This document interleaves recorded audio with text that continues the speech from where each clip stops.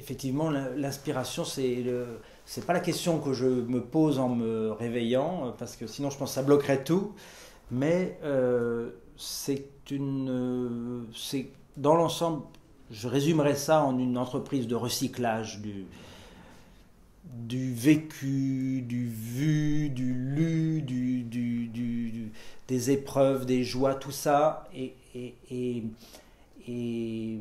repris, et réintégré, et redigéré pour, donner de l'écriture au bout du compte, une sorte de compost énorme de la réalité et de la vie. C'est vraiment ça pour moi l'inspiration. Qu'en suivant les projets, il va y avoir des petites graines d'inspiration qui vont venir de domaines très, très différents.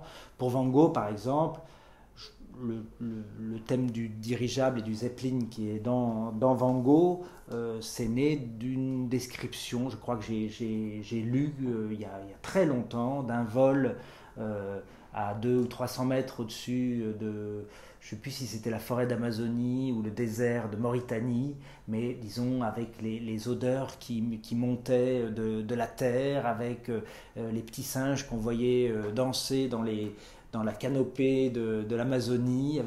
Et ça, en 1930, bon, ça fait forcément rêver. Je ne sais pas quel âge j'avais quand j'ai lu ça, mais je pense que j'avais 19 ans.